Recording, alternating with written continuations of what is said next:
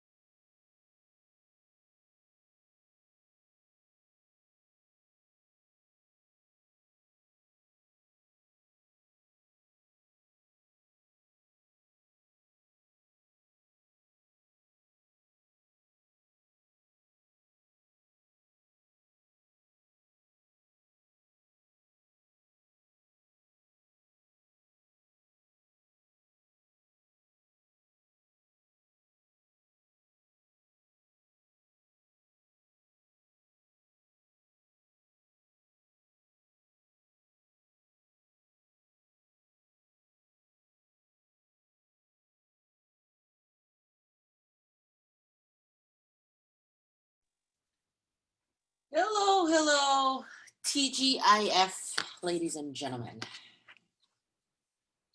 Okay, let's see how many we're here. It's about 18 of you getting there. Okay. start in the middle, just because. Yusun? Hi, Professor. I'm here. Hi. Yeah. Moranke? I'm here. Delia? No. Kaylin? Hi, Professor. I don't know if you called my name, but I'm here. Okay, I'm just going from the middle, but I will get to you. Thank you, Jada. Delia's not here. Kaylin, are you here? Wei Yi? Here. All right. Chansey? Chansey might be having some connection issues. He's told me. Sienna? Sienna. Zach? Here. Diaz? I'm here. Sam? Here. Oni? Here. Okay. Gloria? Here. Nikki? Here. Ashley? Here. Lucas? Here. Wendy? Here. Then Jada, you said you're here. Taylor? Here. Elliot? Here. Marco? Here. Ava? No Ava? Robert? Here. Okay. Leslie? Here. Okay. Yasmin? Here. Okay. Ariana? Here. Okay, last call. I don't have Ava on my attendance, and then Delia. I'm here. Ah, awesome. And then I have Kaylin. Are you here? No. And then Sienna, are you here?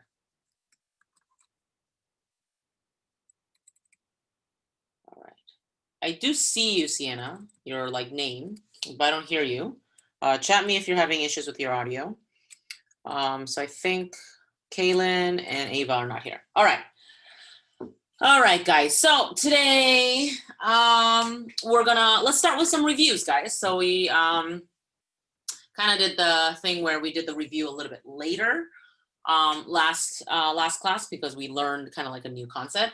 But let's talk about what we have been talking about. You can talk about things before the midterm, but first let's focus on ever since the midterm. What have we talked about?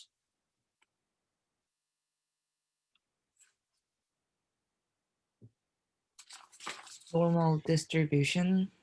Very good, normal distribution. And in particular, what are we focusing on, guys?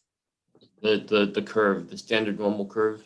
Very, very good. So what I was trying to say is that standard, the word standard is very important in this because next week we're gonna start talking about normal distributions. We'll continue to start talking about normal distributions, but it's not gonna be a standard normal distribution. And we'll talk about the difference, right? But as of now, we are talking about standard normal distributions or normal curves, right? That means, well, who knows what that means? What's very interesting about standard normal curves? They're very specific characteristics.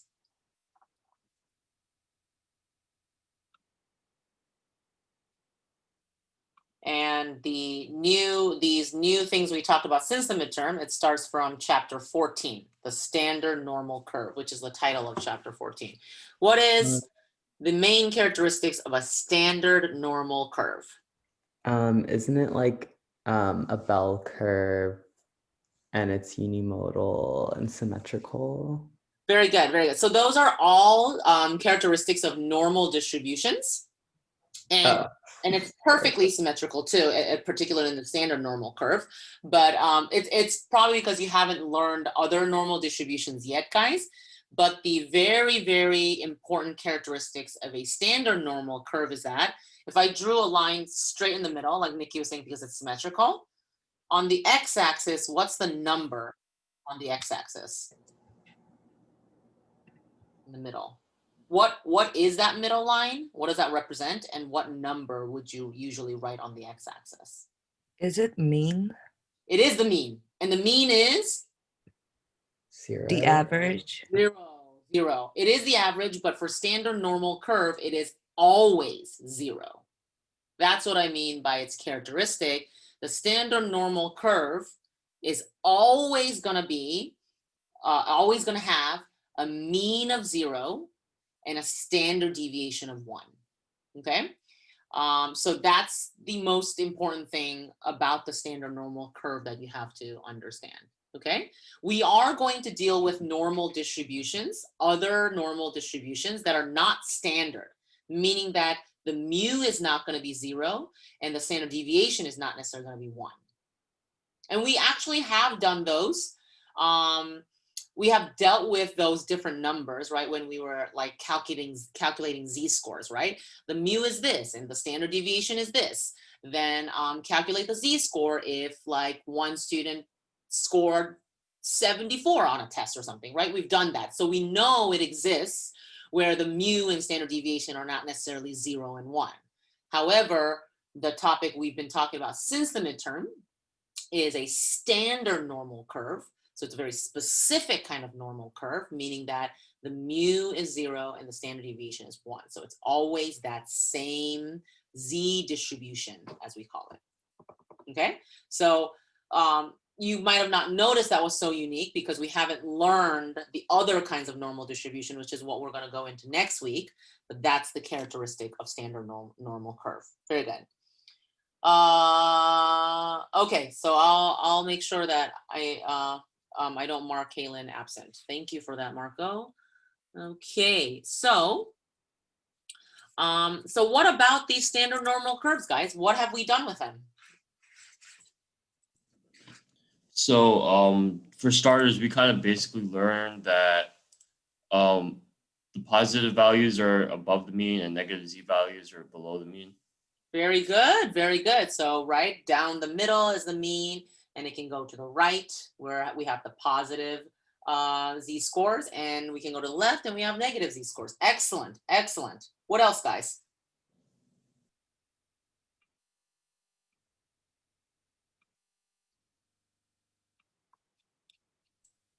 Think about some of the problems we've been solving. We learned. Oh, who's that? Zach typed left tail and right tail. Very good. Okay, Ava's here too. Look at that. Everybody's there. It's just like, I guess, a very Wi-Fi challenge day today. I've been a lot of students been telling me they're having Wi-Fi challenges. Okay. I think that means we probably will have everybody. Let's see if Kaylin can log in as well. Yes, left tail and right tail. Thank you, Zach. Yeah, what about them, guys? Why? What does that mean? Like, when we say left tail, right tail, what are we dealing with, guys?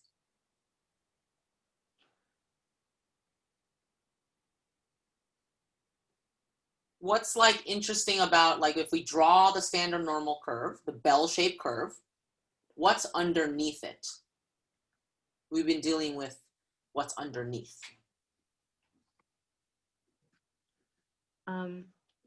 The data could, like, you could see more data to one side of the bell curve than the other. That's possible. Well, okay, so the standard normal curve is symmetrical, perfectly symmetrical. Mm-hmm. But I think you're getting to the empirical rule, if I'm correct. Oh, I see. In terms of the left tail, right tail. So if we have a particular z-score, right, and it's, let's say it's on the left tail, then depending on what's the word I want to use, but I'm not saying. What are we calculating, guys? The area? Yes, the area to the left or area to the right, right? That because it's a density curve, as I said. So we're dealing with the area under the standard normal curve and particular areas we might be interested in, right? We want to see all the data that lies left to a z-score, a negative 2.0 or something like that, right? Something I just chose random. So in that case, as Oni was saying, that area that we're looking at in below the left tail, below negative 2.0 is going to be a smaller area than the rest the right side of that Z line. Correct, right? So we are looking at different areas under the curve. If it's the entire area, how much does that equal to, guys? 100%. 100% or 1, right? 1 or 100%, same thing, right? 1 times 100 is 100, so 100%. So either just the raw number or the in terms of percentage. So it's under the standard normal curve as an area of 100% under it, and we might only be interested in a very specific area to the left tail or maybe to the right tail. Okay, very good. What else? What else besides left tail and right tail, guys? We talked about the 68, 95, 99.7 rule. Very good. Empirical rule, right? Can anybody elaborate what that means? What are we talking about when we say those random numbers? It's just how the distribution is broken up. So if you look at the x-axis, you can see, like if you look at the middle portion, it would be 68% of the data. And then as you move 1 standard deviation to the right or to the left, it turns to 95 and then 99.7. And then anything after that would just be, I think, unusual. Very good, very good. So we're talking about how much of the data is within a certain area is what we're talking about when we're talking about the empirical rule, right? And so Ariana said, as we move from the mean, so we're starting in the middle, and we'll move 1 standard deviation away from the mean, but not or, right? It's both ways, right? You go 1 standard deviation from the mean in both directions, to the left and the right, and then that much in a standard normal curve, right? We're only dealing with standard normal curves right now. That will cover 68% of the area or of the data that exists in a data set, right? 68% all lie within 1 standard deviation from the mean, right? Because it's a normal curve, and you know the easiest way to think about these standard normal curves is going to be things that exist in the world, right? The height of people, the income of people, the age of people, et cetera, right? There's usually, we have just the way nature is. There are more people who are concentrated in the middle, meaning closer to the average, and it's less likely that we'll have the extreme at the tail ends, right? If it's a test score, let's say the national SAT average or whatever, there's going to be less people who get a perfect score, and there's going to be less people who get like 0, or can you get a 0? If you write your name, you get like a certain number. Some people might not write their name, right? And so anyways, it's very extremely rare. So they're rare at the end, but people are going to concentrate in the middle a lot. And specifically, how are they going to concentrate? Well, if it's a standard normal curve, if they're 1 standard deviation away from the middle, the mu, then 68% of the population or the people or the data are going to lie in that area. And then we go 1 more standard deviation from the middle, meaning 2 standard deviation away from the mean, then that covers about 95% of the data. So that's quite a bit of the data, right? And then we go 1 more standard deviation away, so 3 standard deviations away from the mean in both directions. That covers 99.7% of the area. So that's just kind of like a rule that we have, especially for standard normal curves, and that's what we were learning about. All surrounded around this whole concept of the standard normal curve that has a mu of 0 and a standard deviation of 1. It's a very specific kind of normal curve, kind of like a perfect kind of curve, if you will, right? Okay, so we did left tail area, right tail area, the density curve, area under, the whole normal curve is 1. We have these z-scores, it's a z distribution on the x-axis. We have this empirical rule. What else did we talk about? Zach said left tail and right tail. There's one more concept, not concept, I guess, but type of question that you guys get asked, right? What is that?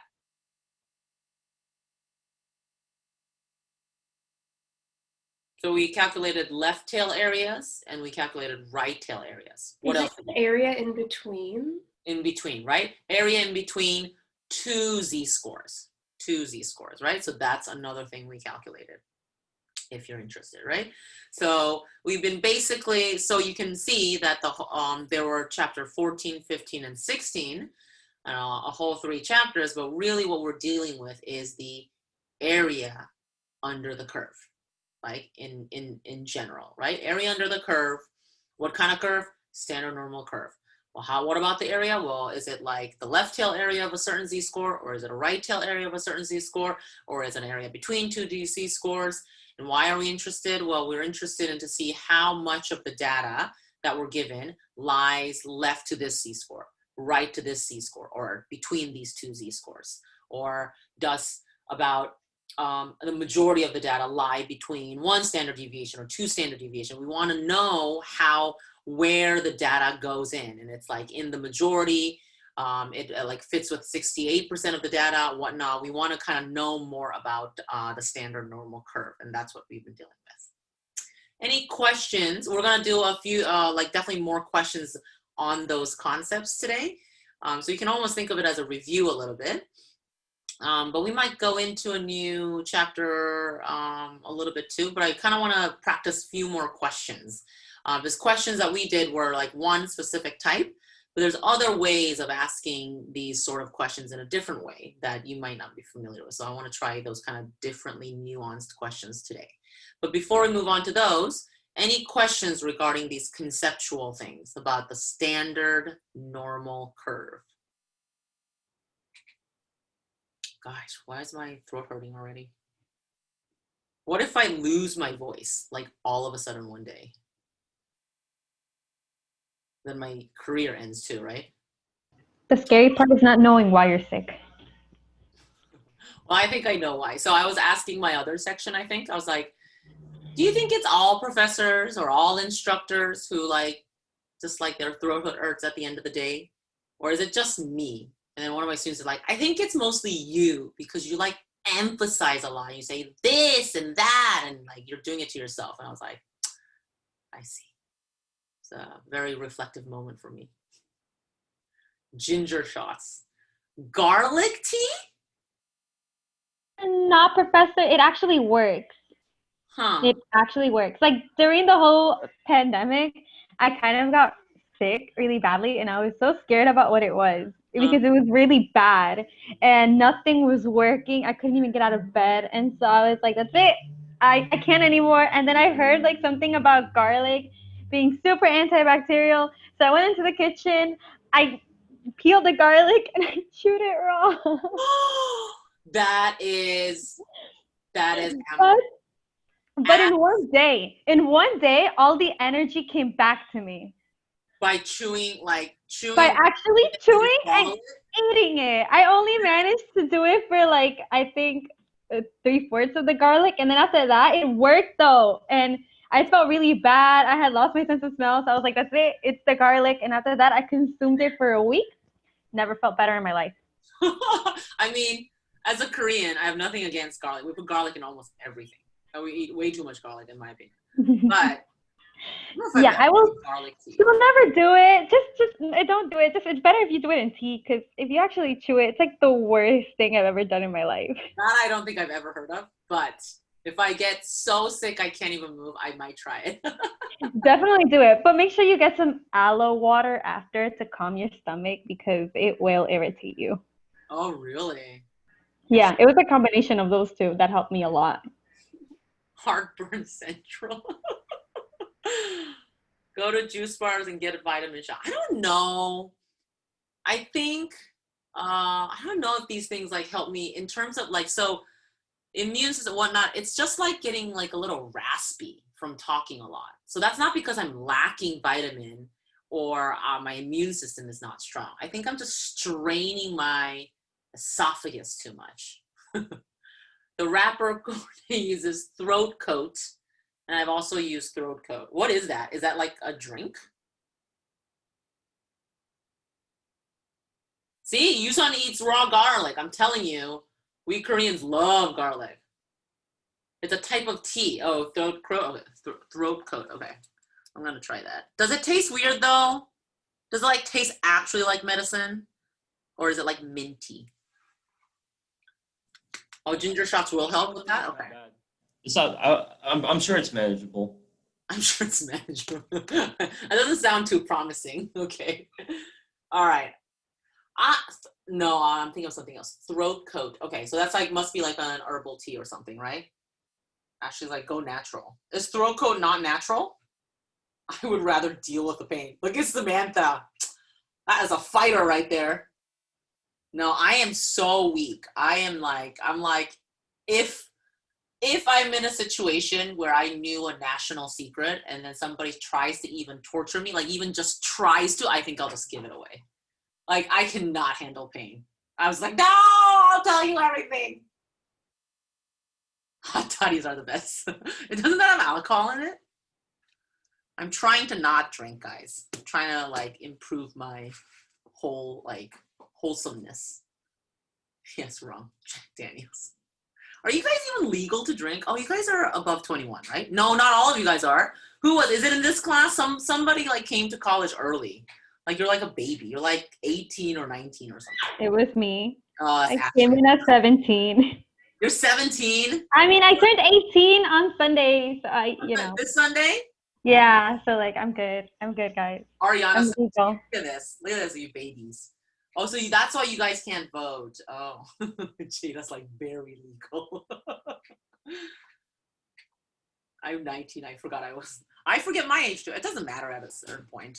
What does it matter? I think when you're younger it matters because every age you like because there's more things you can do as you get older. But once you hit that age where you can do anything, then it's just like a number.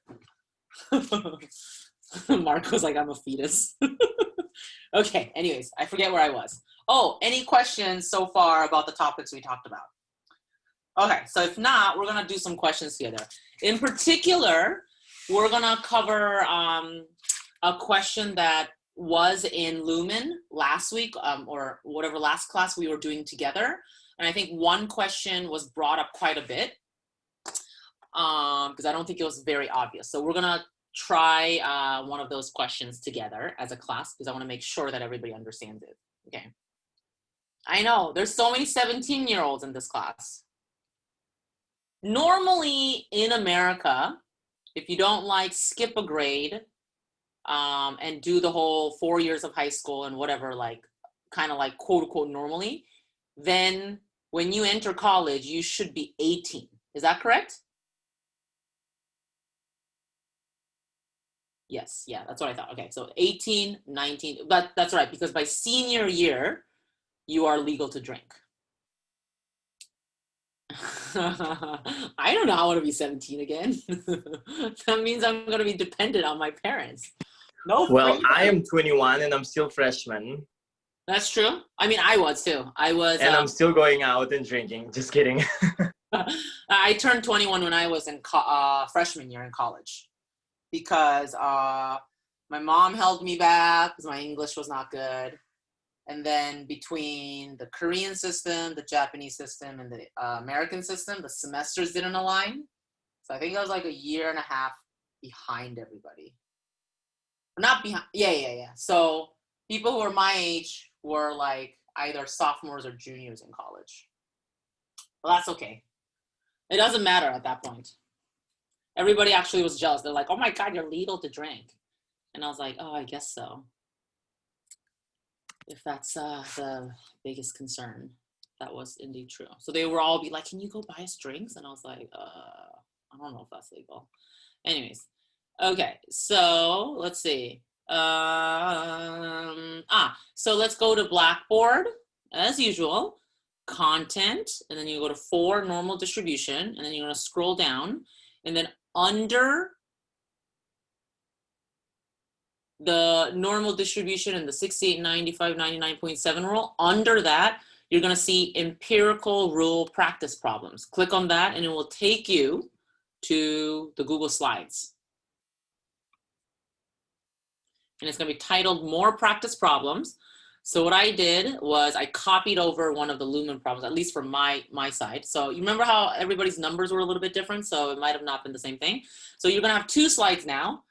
So it's like 2, 3, 4, 5, 6, 7. And like the first slide is the question for you. And in the second slide, you're gonna put your name on it and you're gonna try to answer the question, guys, okay? And I'll do it with you as well. I wanna make sure this particular type of question, you're understanding it and you're calculating it correctly. And if you didn't do it in the Lumen problem set correctly, then after this, you can put in the right answer, okay? Because I think you have one to five. Where did it go again? BB, content, 4, normal distribution, and then it's the one that's kind of toward the bottom.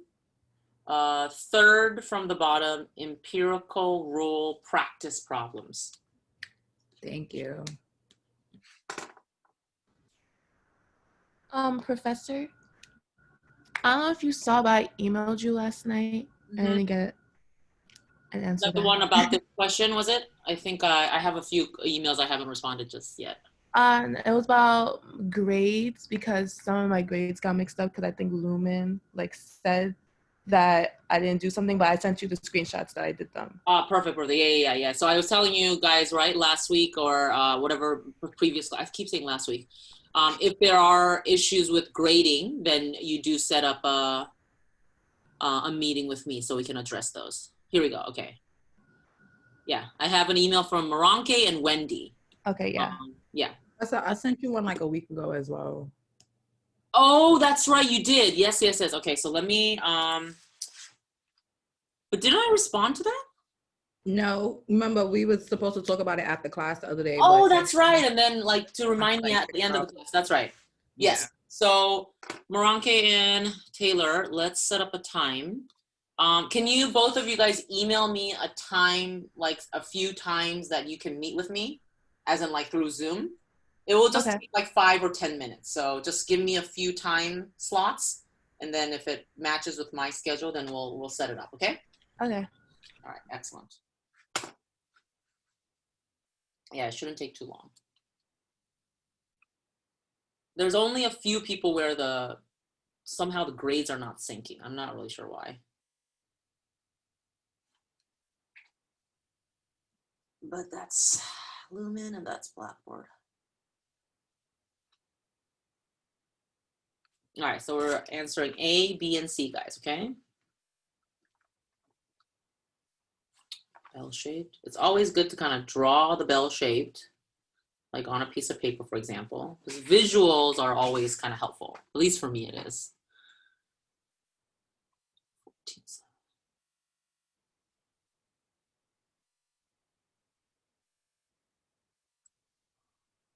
Standard deviation of 6.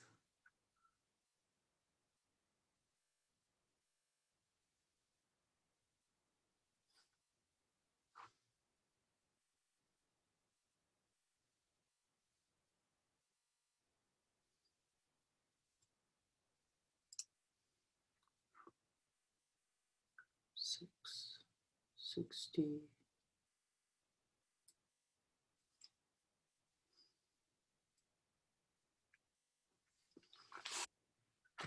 Okay. Lines between.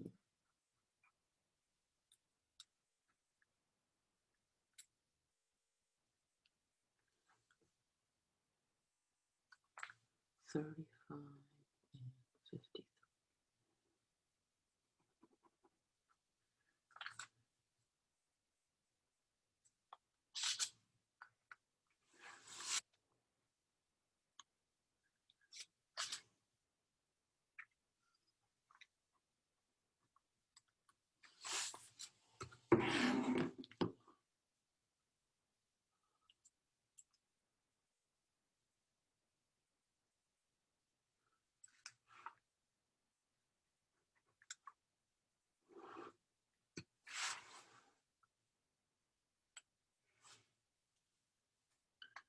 And particularly C is the one that I think people were struggling with, or the type like that. So I want to make sure that you guys understand that one.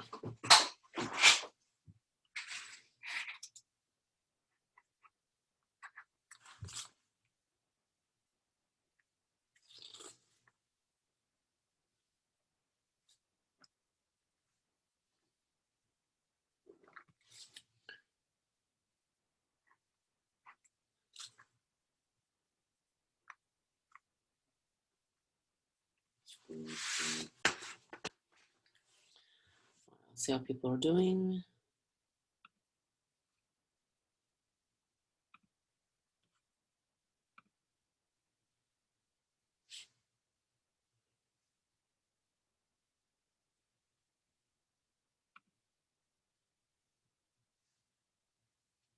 Make sure you read the question carefully, guys.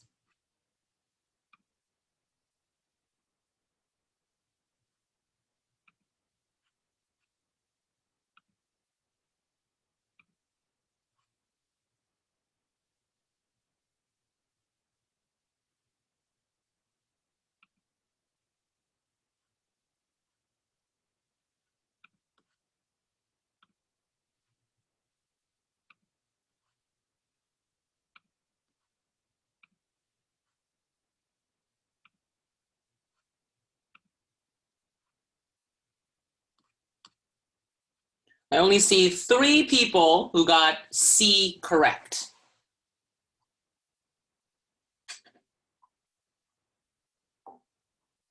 So C is like a little bit of a, potentially a tricky one. Let's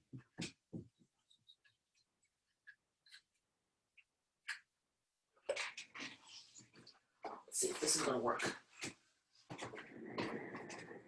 I actually haven't figured out this configuration yet. Let's see. Oh, maybe the other chair. Okay.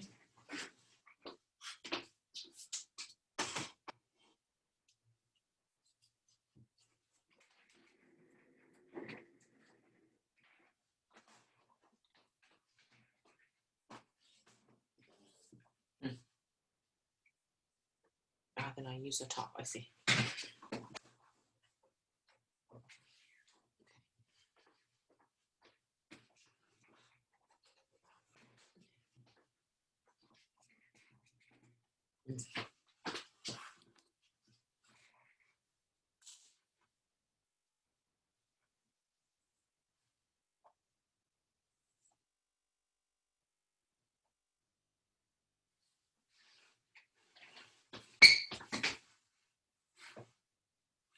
Big enough?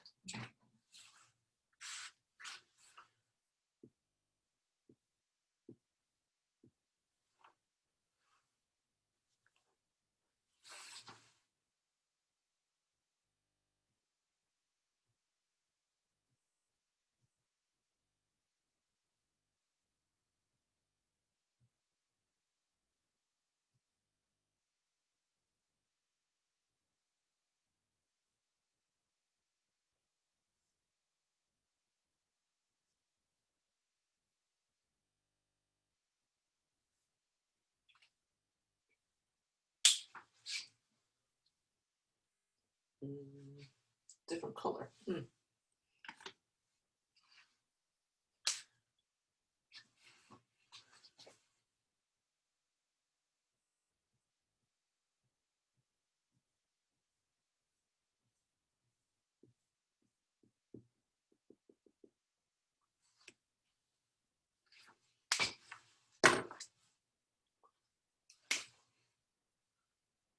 Guess it's a little too big.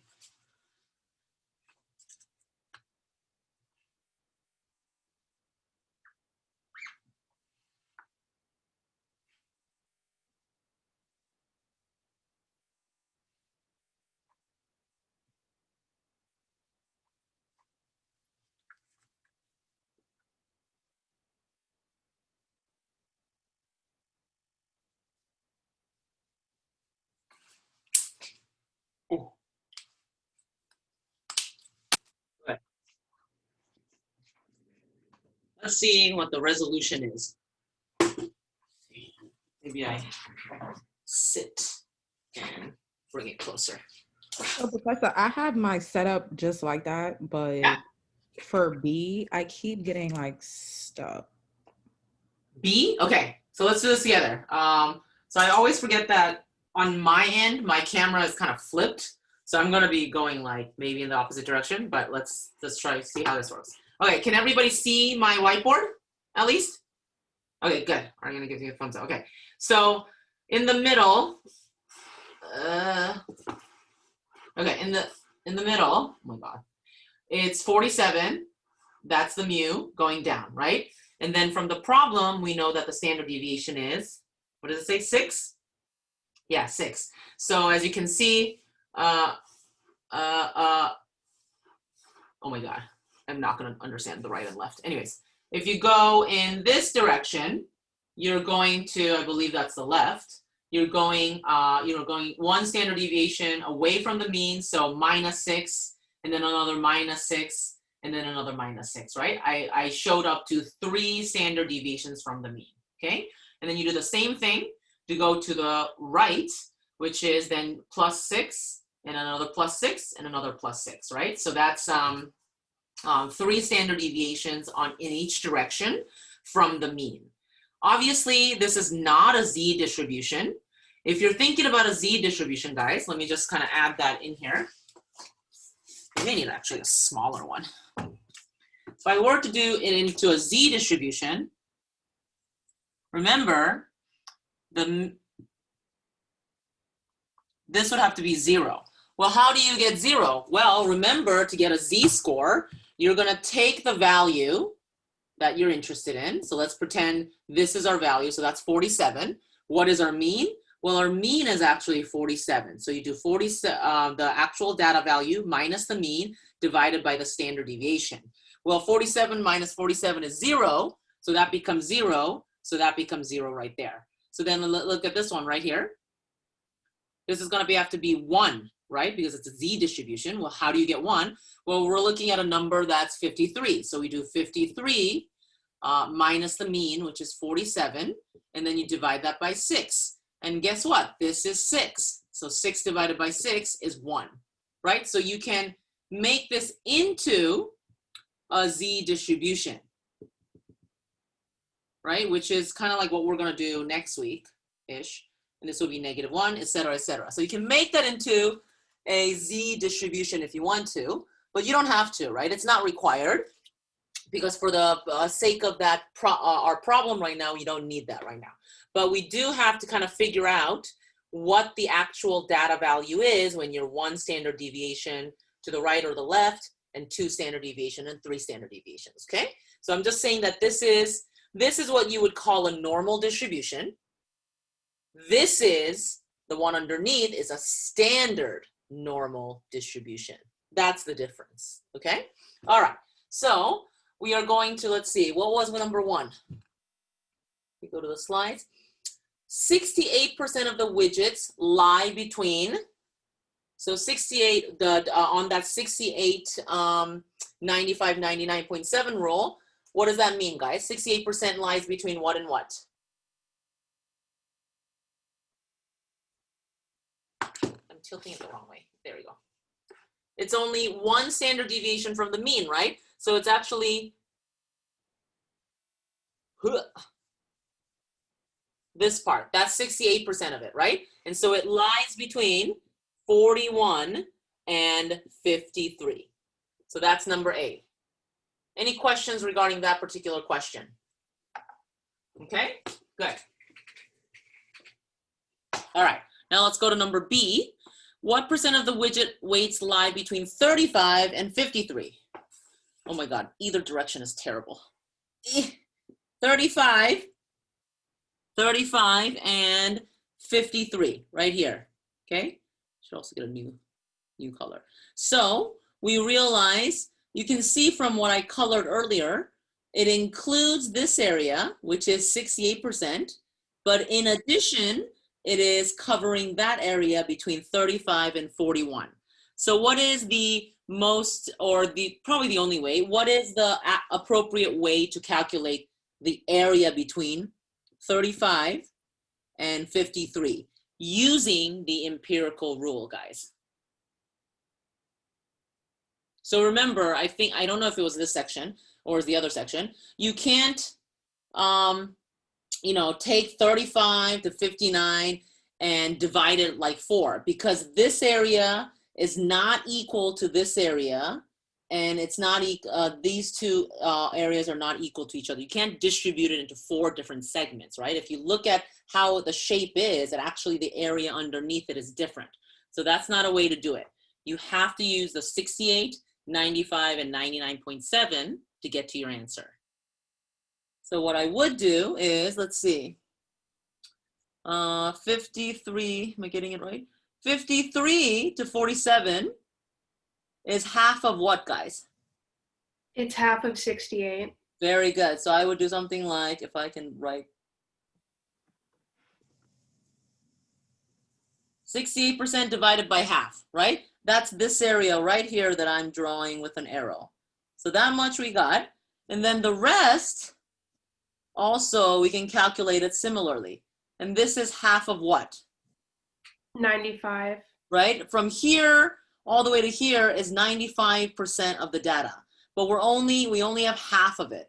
That much we know we can do half of, right? So it's going to be 95 and the half of that. So half of the 68% area and then half of the 95% area, which is this arrow plus that arrow, which is what B is asking for. And what do we end up with? I got 81.5. Excellent, 81.5. Look at that, guys. I can kind of write opposite. Huh.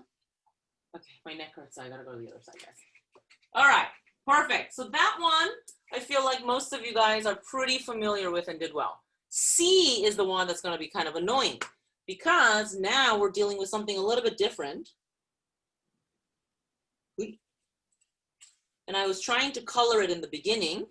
It says, what percentage of the widget weights lie above 29? So first locate your target, 29, and above, right? So it's everything from here all the way there. And if I can reach it, all the way to the edge over there, okay? Kind of forever. That's what we want to know. So we want to know basically almost everything under the density curve except this circled area. Does that make sense, guys? That is the clarification I wanted to make. It's anything above 29, okay? So remember that this is the empirical rule question. So what do we know about this particular 29? What's interesting about this particular position of 29? Well, we know that the area below 29 is 0.15%. Oh, very good. That was really quick to get there. So step back one step. How do you figure that out? Well, knowing the distribution, how it's like 68, and then 95, and then 99.7, right? Yes. Well, hang on. They're right there. And you even have the right numbers. But I want to make sure that everybody understands how you got that number. Well, the biggest one is 99.7, right? Yes, so yes. What I did was I subtracted that from 100, and we get 0.3. Very good. So, and then we divide 0.3 by 2, and we get 0.15 on each side. That's the tiny value.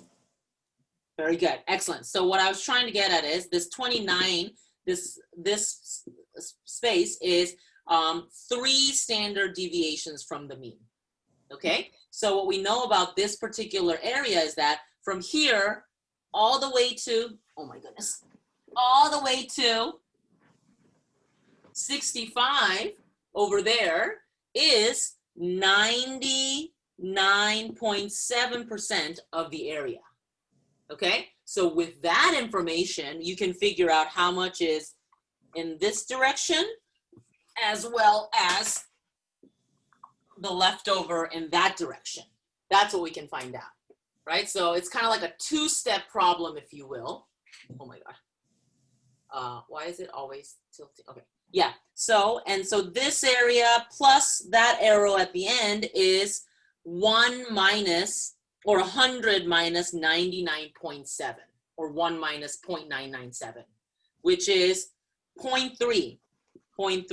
But this is the area on this edge, really tiny edge here, as well as that tiny edge over there.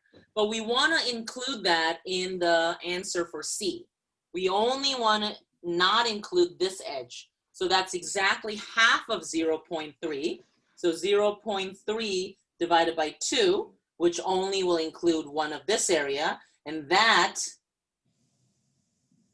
is added to 99.7 to go on in that direction. 99.85%.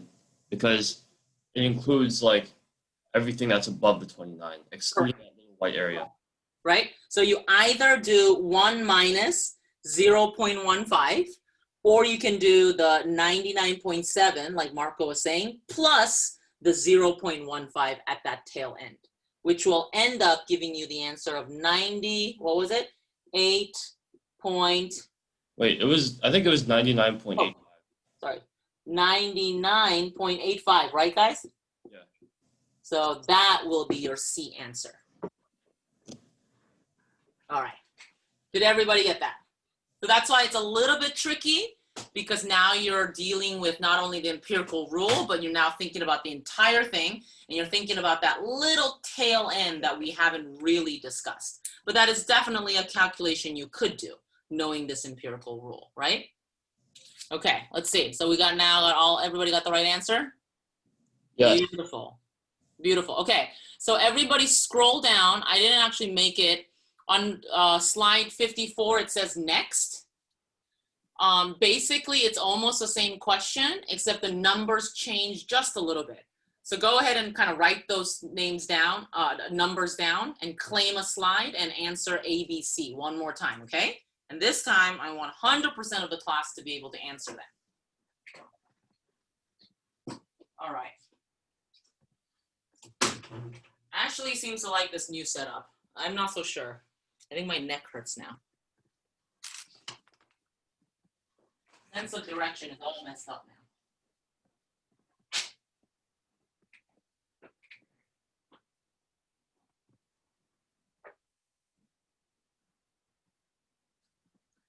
Oh, guys, how sad would it be if it's still remote next semester? I would be so sad. Is it like New York COVID spikes like appearing again? Yeah, in certain areas. Like Borough Hall is like really, really, really high right now. Professor? Yeah. The Wi-Fi people from Optimum just left my house, so I was just able to log on. So I'm just letting you know that I am here, and I'm so sorry it took me so long. No problem. Don't worry Thank about you. it. If you have Wi-Fi issues, you have Wi-Fi issues, right? There's nothing you can do about it. Just try your best. And the good thing is that it's recorded, so anything you miss, you can just like refer back to that, okay? Yes, thank you. I'm here. Yep. Oh, I definitely think I have everybody on my attendance sheet, so. Chancey, are you here? Maybe he's, I think he was having issues too.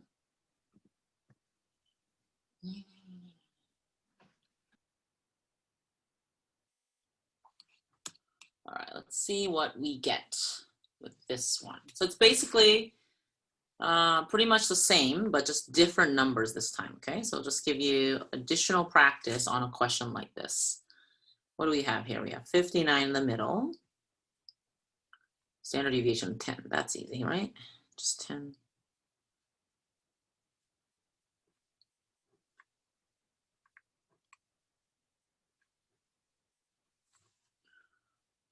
%, lie between percentage lies between 39 and 69.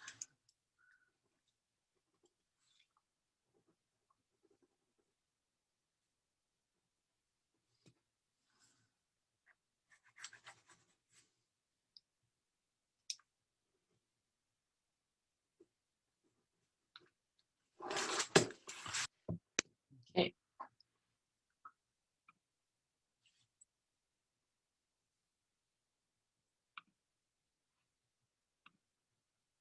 Right, you almost don't even have to do the calculation because it's so similar to the previous question, right?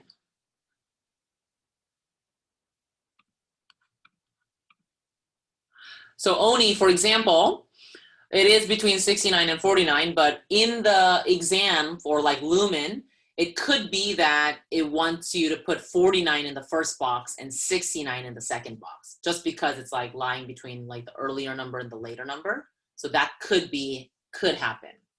All right, even though your answer is perfectly fine. Just FYI, just keep that in mind in Lumen, okay? But I'll try to create it so that both answers are actually accepted. All right, we're looking good, guys. Some of you guys haven't even answered. Go ahead and try starting, okay? All right, all right, all right, all right. Good, good, good.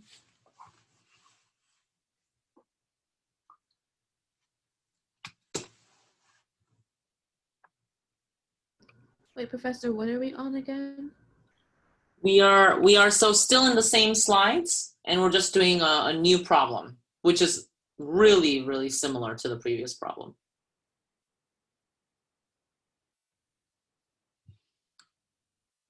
So claim a slide and just answer A, B, and C.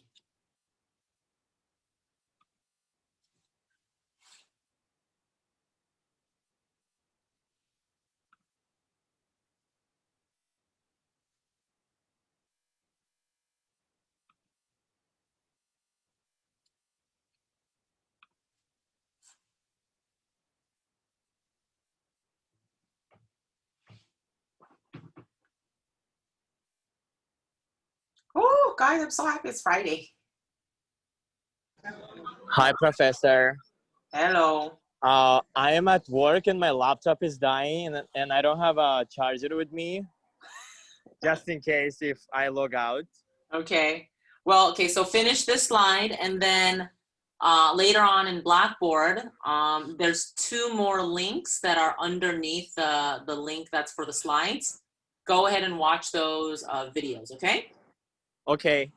Is that it for the next class? For this class. Okay, sounds good. Sounds good. Thank you. I'm All sorry right. about it. No problem.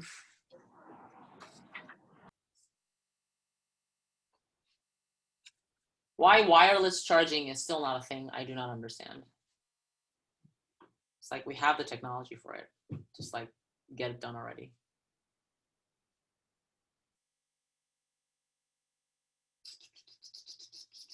Probably all these companies want to sell more gadgets.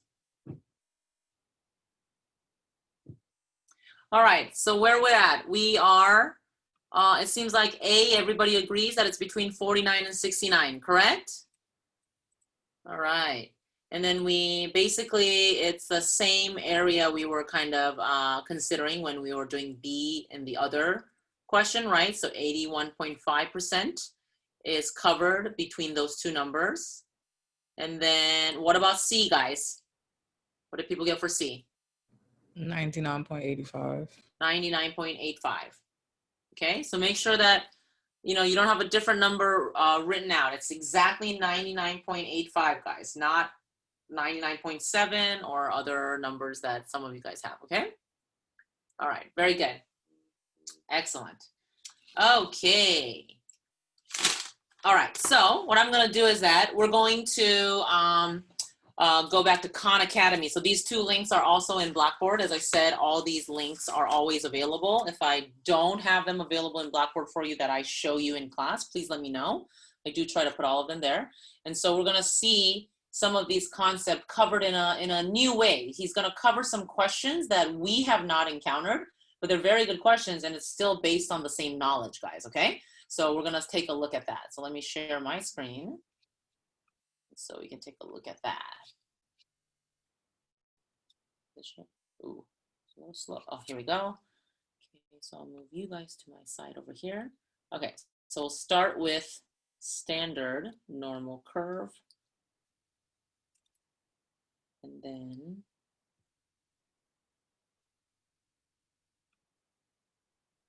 all right, here we go. We're now on problem number 4 from the normal distribution chapter from CK12.org's Flexbook on AP Statistics. You can go to their site to download it. It's all for free. So problem number 4, and it's at least in my mind pretty good practice.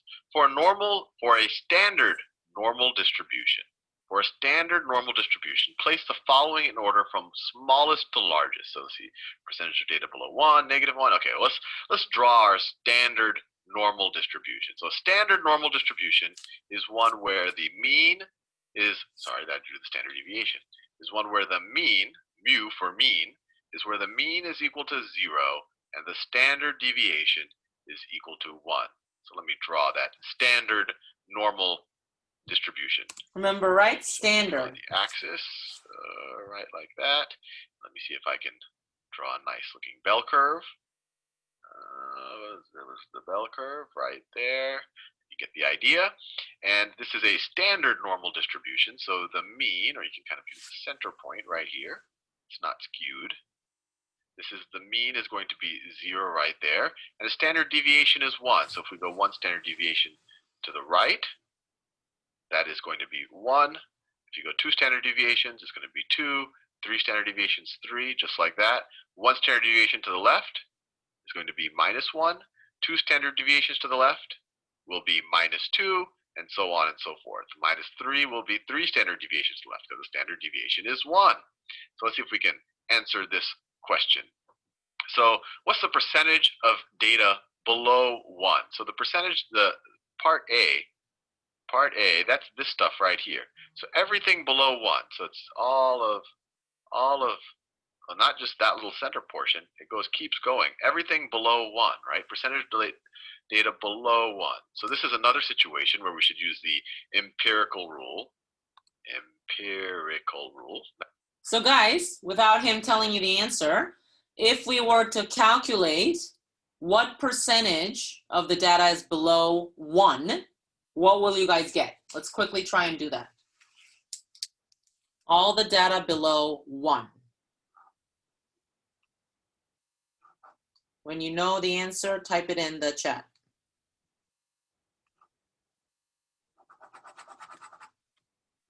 That's basically exactly kind of like the same type of question as we did in C in the slides, but just kind of different area, if you will.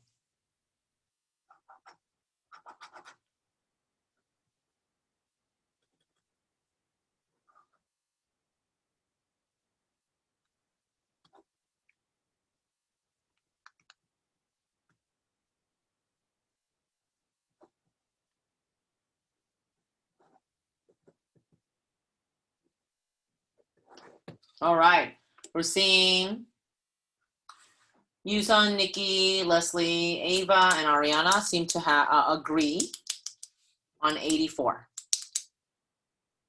Right, and I would say the same thing, right? Because if we see on the screen right here, where are we?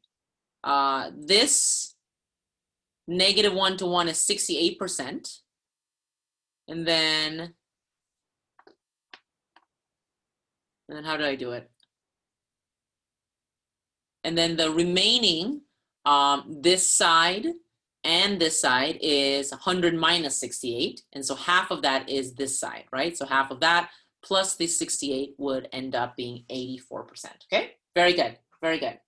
With this particular question, you don't actually have to calculate it. I just wanted us to practice, but we are just looking at which one we're gonna arrange it from smallest to largest, right? So it's a little bit less involved than actually calculating the exact percentage, but still, it's good practice, okay?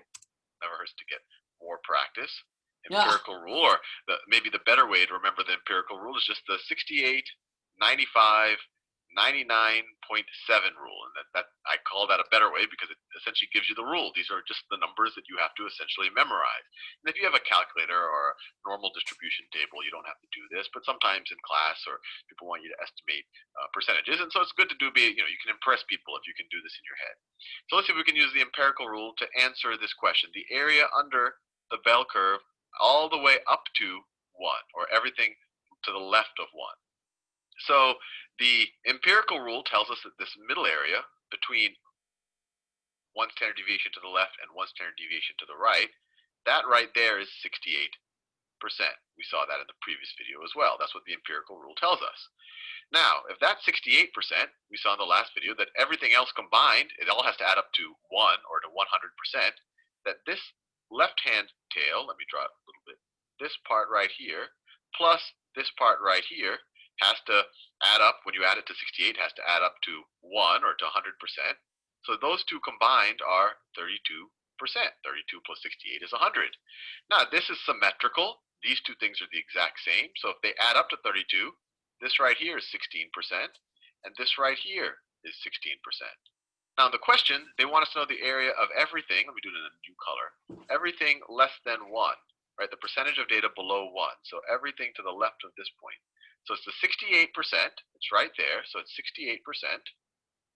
which is this middle area within 1 standard deviation, plus this left branch right there. So 68 plus 16%, which is what? That's equal to 84%. So this part A is 84%. They're going to want us to put this in order eventually, but it's good to just solve. That's really the hard part. Once we know the numbers, ordering is pretty easy. Part B, the percentage of data below -1. So -1 is right there. So they really just want us to figure out this area right here. The percentage data below -1. Well, that's going to be 16%. We just figured that out. And you could have already known, just without even knowing the empirical, just looking at a normal distribution, that this entire area, that part B is a subset of part A, so it's going to be a smaller number. So if we were just had to order things, you could have made that intuition, but you know, it's good to do practice with the empirical rule. Now, part C, they want to know what's the mean. Well, that's the easiest thing. The mean of a standard normal distribution, by definition, is 0. So number C is 0. D, the standard deviation. Well, by definition, the standard deviation for the standard normal distribution is 1. So this is 1 right here. This is easier than I thought it would be. Part E, the percentage of data above 2. Above 2. So they want the percentage of data above 2. So we know from the 68, 95, 99.7 rule that if we want to know how much data is within 2 standard deviations, so let me do it in a new color. So if we're looking for from this, let me do it in a more vibrant color, green. If we're looking from this point to this point, so it's within 2 standard deviations, right? The standard deviation here is 1. If we're looking within 2 standard deviations, that whole area right there by the empirical rule is 95% within 2 standard deviations. This is 95%, which tells us that everything else combined, so if you take this yellow portion right here and this yellow portion right here, so everything beyond 2 standard deviations in either direction, that has to be the remainder. So, you know, everything in the middle was 95 within 2 standard deviations, so that has to be 5%. If you add that tail and that tail together, everything to the left and right of 2 standard deviations. Well, I made the argument before, everything is symmetrical, this and this are equal, so this right here is 2.5%, and this right here is also 2.5%. So they're asking us the percentage of data above 2, that's this tail, just this tail right here. The percentage of data more than 2 standard deviations away from the mean, so that's 2.5%. Do it in darker color, 2.5%. 2.5%. Now they're asking us, let's see, place the following in order from smallest to largest. So there's a little bit of ambiguity here, because if they're saying the percentage of data below 1, do they want us to say, well, it's 84%, so should we consider the answer to part A 84? Or should we consider, if they said the fraction of data below 1, I would say 0.84.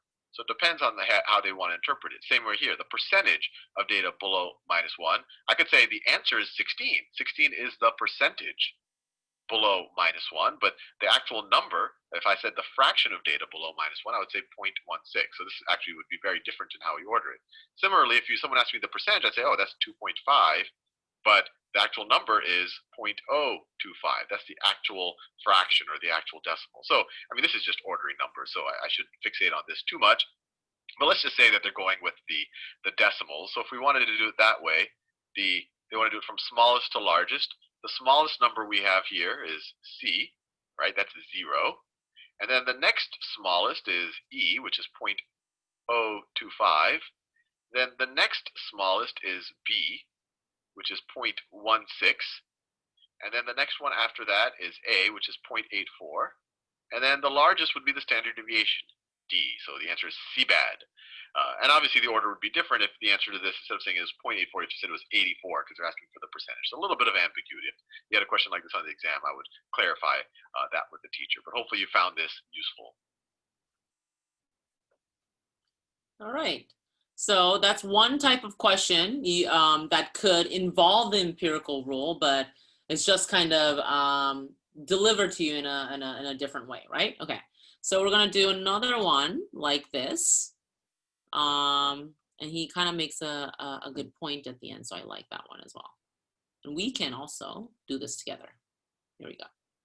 Never hurts to get a bit more practice. So this is problem number 5 from the normal distribution chapter from CK12.org's AP Statistics Flexbook. So they're saying the 2007 AP Statistics examination scores were not normally distributed, with a mean of 2.8 and a standard deviation of 1.34. They cite some College Board stuff here. I didn't copy and paste that. What is the approximate z-score? Remember, z-score is just how many standard deviations you are away from the mean. What is the approximate z-score that corresponds to an exam score of 5? So we really just have to figure out, this is a pretty straightforward problem, we just need to figure out how many standard deviations is 5 from the mean. Okay, so it's literally a z-score problem. So let's go ahead and try that, and let's see what people get as an answer. So we have a mu of 2.8. We have a standard deviation of 1.34. And then the exam score we're dealing with is 5. So go ahead and calculate that and see what the z-score you get.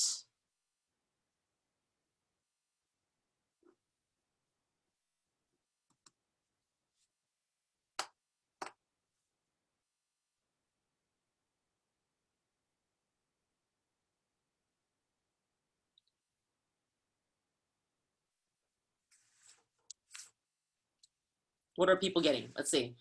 We have, let's see, Ashley, Ariana, Delia, Wendy, Taylor, Zach, all are coming to the same conclusion, right? 1.64. Right, all we do is we get the data value that we're interested in. So it's 5 and then minus the mean, which is 2.8, divided by the standard deviation, which is 1.34. Okay, good. Well, 5, well, you just take 5 minus 2.8, right? The mean is 2.8. Let me be very clear. Mean is 2.8. They give us that. Didn't even have to calculate it, right? So the mean is 2.8. So 5 minus 2.8 is equal to 2.2. So we're 2.2 above the mean. And if we want that in terms of standard deviations, we just divide by our standard deviation. We divide by 1.34. 1.34. Divide by 1.34. I'll take out the calculator for this. So we have 2.2 divided by 1.34 is equal to 1.64. So this is equal to 1.64, and that's choice C. So this was actually very straightforward. We just had to see how far away we are from the mean. If we get a score of 5, which hopefully you will get if you're taking the AP statistics exam after watching these videos. And then you divide by the standard deviation to say how many standard deviations away from the mean is the score of 5. It's 1.64. And I think the only tricky thing here might have been, you might have been tempted to pick choice E, which says a z-score cannot be calculated because the distribution is not normal. And I think the reason why you might have had that temptation is because we've been using z-scores within the context of a normal distribution.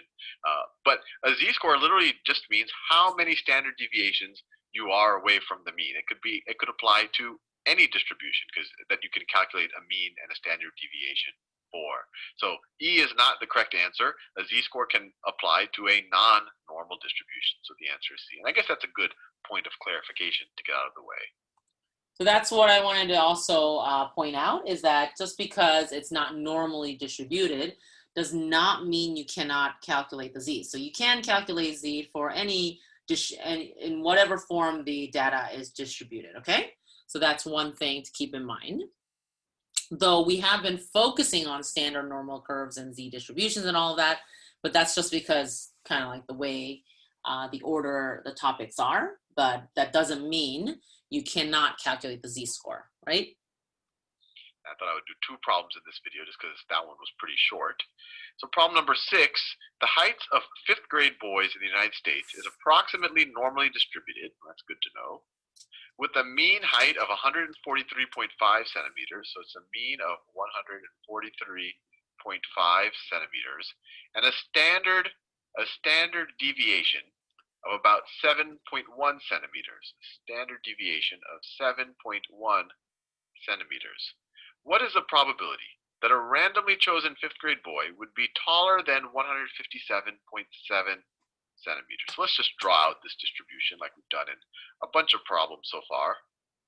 They're just asking us one question, so we can mark this distribution up a good bit. So let's say that's our distribution. And the mean here, the mean, they told us, is 143.5. They're asking us taller than 157.7, so we're going the upwards direction. So one standard deviation above the mean will take us right there. And we just have to add 7.1 to this number right here. We're going up by 7.1. So 143.5 plus 7.1 is what? 150.6. 150.6. That's one standard deviation. If we were to go another standard deviation, we go 7.1 more. What's 7.1 plus 150.6?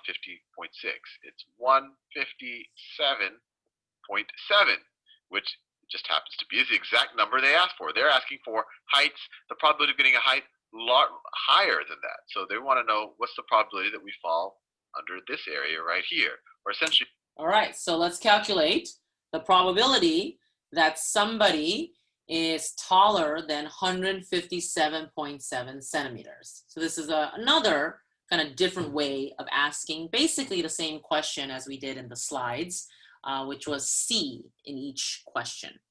All right, so what is the probability that somebody will be taller than 157.7?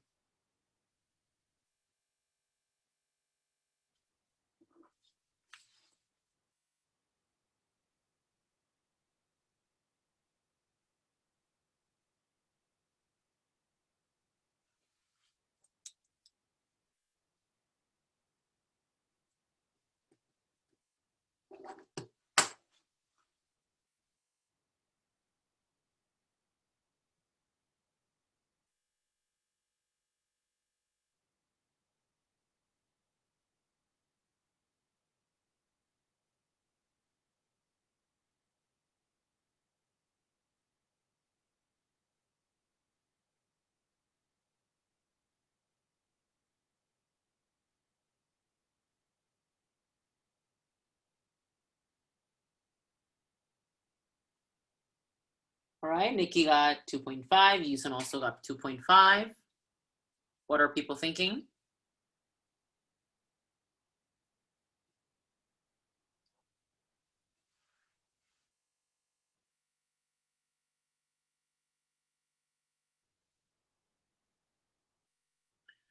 Right, Yasmin agrees, Ariana agrees, Diaz agrees, Wendy agrees, Moronki agrees, Gloria agrees, Ashley agrees. Right, very good. More than 2 standard deviations from the mean, or above 2 standard deviations. We can't count this left tail right there. So we can use the empirical rule. If we do our standard deviations to the left, that's 1 standard deviation, 2 standard deviations. We know what this whole area is. The area, let me pick a different color so that I don't. So we know what this area is, the area within 2 standard deviations. The empirical rule tells us, or even better, the 68, 95, 99.7 rule tells us that this area, because it's within 2 standard deviations, is 95% or 0.95, or it's 95% of the area under the normal distribution, which tells us that what's left over, this tail that we care about, and this left tail right here has to make up the rest of it, or 5%. So those two combined have to be 5%, and these are symmetrical. We've done this before. This is actually a little redundant from other problems we've done. But if these are added, combined 5%, and they're the same, then each of these are 2.5%. Each of these are 2.5%. So to the answer to the question, what is the probability that a randomly chosen 5th grade boy would be taller than 157.7 centimeters? Well, that's literally just the area under this right green part. Maybe I'll do it in a different color. This magenta part that I'm coloring right now, that's just that area. We just figured out it's 2.5%. So there's a 2.5% chance we'd randomly find a 5th grade boy who's taller than 157.7 centimeters, assuming this is the mean, the standard deviation, and we are dealing with a normal distribution. Okay, so in that way, you guys saw there's like so many different ways the empirical rule could be incorporated in creating a problem. So those are some of those problems. let's see, I believe, so does that mean everybody was successful in finishing the empirical rule, the Z-score and the empirical lumen practice thing? I forget where I exactly titled it. Let's go into MA222 OER. And the bottom, the practice problem said Z-scores and normal curve. Was everybody able to finish all those questions? If not, let's do them now. But if you actually submitted and finished, can you chat me in the chat? Professor, it's the work that we had to do last week during class, right? We did do it in class last time, but I think not everybody really got to finish it. So I'm asking. All right, Ariana's finished. Elliot's finished. Ashley's finished. Samantha, does that mean you're finished? I think so, Yasmin. Yuzan is finished. Professor, are you talking about the last practice questions we had on the Yeah. Yeah? Okay. Yeah. So it's a very last one that's in MA222 OER. Okay, thank you. Yeah. I just want to see if everybody actually got to finish it.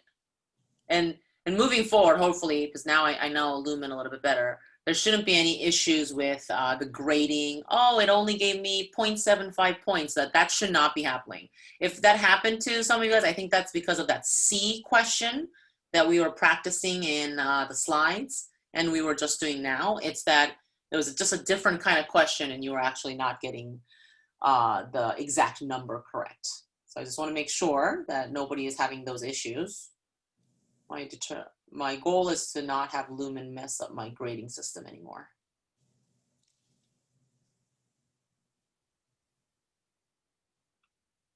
Okay, if you have not finished that, take this time right now to finish it.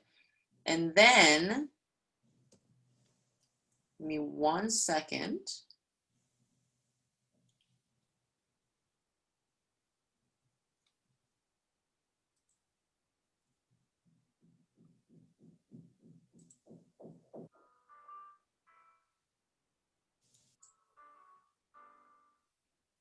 Yeah, I don't know if I really want to go into this today.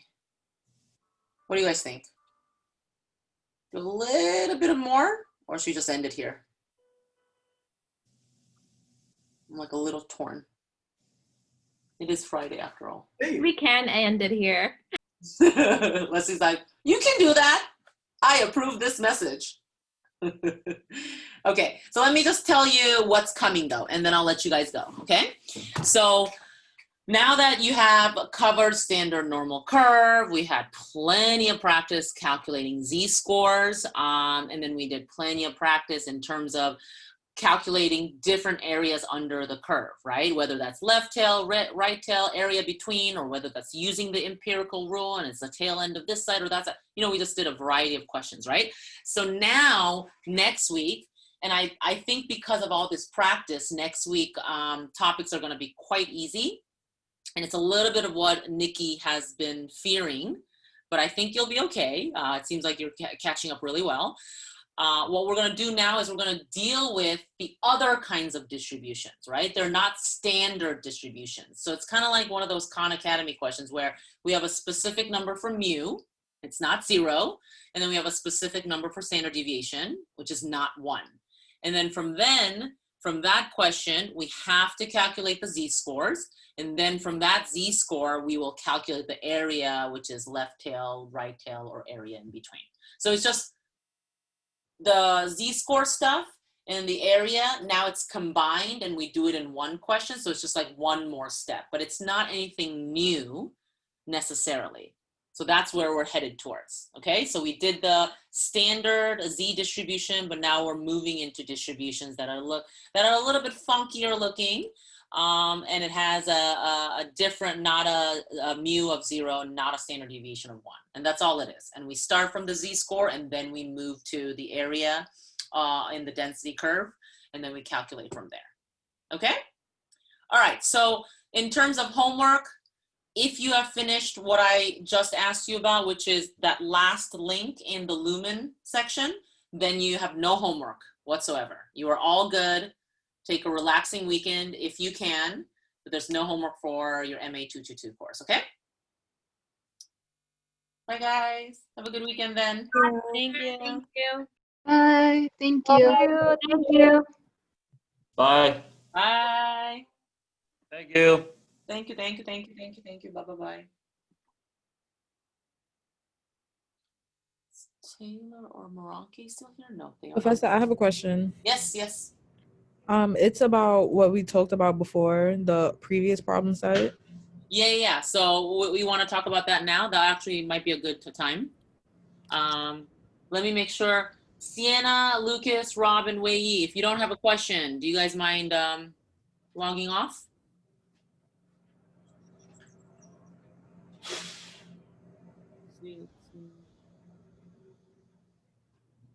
Okay. And so I'm going to go into Blackboard and check your status, okay? Okay.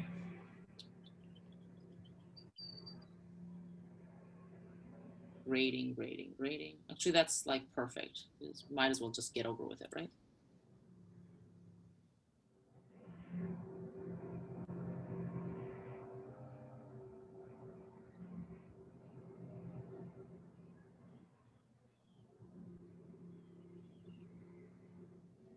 Jada, you're at the very top. Let's see. So we'll go to. All right. So I think we're having some issues with problem set 2 and problem set 3, it looks like, right? Right. So for Okay. problem set 2, that's when it was saying like, oh, it was due a certain day, but it wasn't really due. But Correct. I did Yeah. the I practice. couldn't change it. Yeah. Okay. That's fine. I So did the go in. practice already. So the grade is on the practice, but it's not submitted in Blackboard. So it's giving like a weird grade on Blackboard. Okay. So I don't know why these 3 folks they might be away. Can you privately chat me the grade that you got for problem set 2 and problem set 3? Let me see. Yeah. Sienna, Lucas, Wei Yi, if you don't have any questions, can you let me have a one-on-one with Jada, please? Thank you.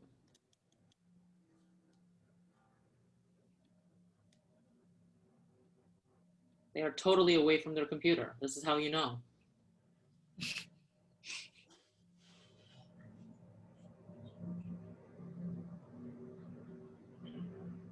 Okay, so this is problem set 2, right? Yes, and for problem set 3, I didn't finish that one. So I was asking you if I can complete it and send you the grade for that one.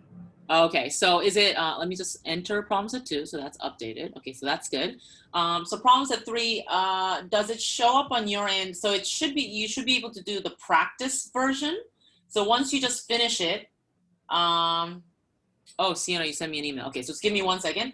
So do you know on your end, I can't see your end, does it say how many you finished and how many you didn't finish? Does it say that?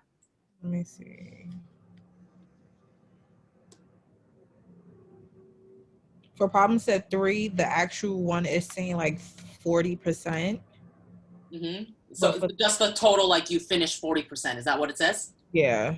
Okay. So I will give you the liberty to kind of figure out the questions you didn't do, and go ahead and just do the practice problem, like as a practice. I can't change the settings. It's not going to help you get that grade. It's just the way Lumen is set up. So go ahead and just do the remaining questions as best to your ability. You might not remember exactly what they are, but just like a few questions that adds up to maybe 60% of them. Then send me an email, and then I'll put in like an appropriate grade for it. Okay. Okay. Thank you. Yep. Okay. So just shoot me an email, and I'll fix that. Okay. All right. Thank you. Have a good weekend. Yes. Okay. So Sienna, I'm gonna go to my email right now.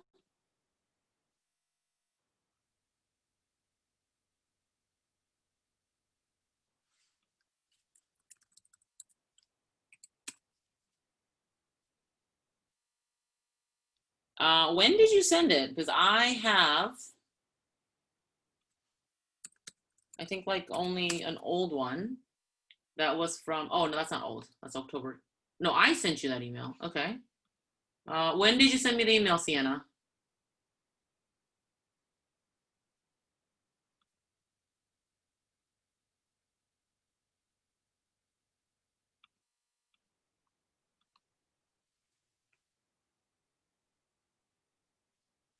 Oh.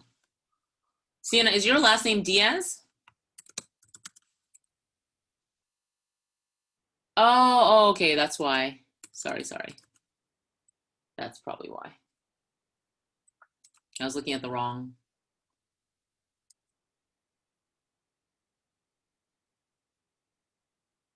There we go, yes.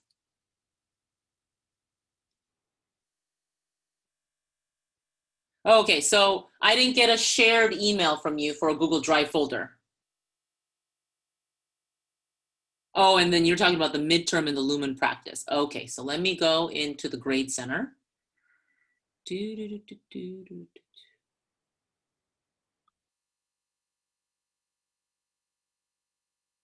Okay, so problem set 2 and problem set 3 is not added correctly. So go into your Lumen, and then can you privately chat me your problem set 2 and problem set 3 score?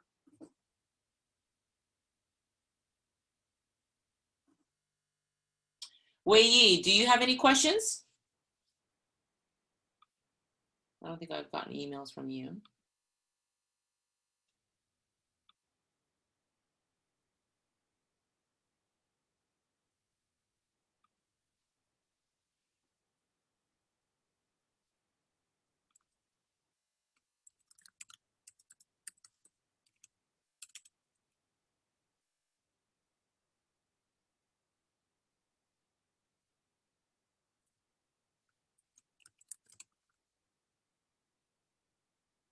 No. I don't mean what you got from like automatically graded for problem set 3.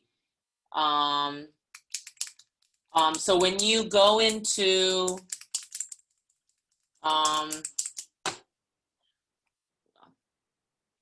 let me just end the recording actually. I didn't realize.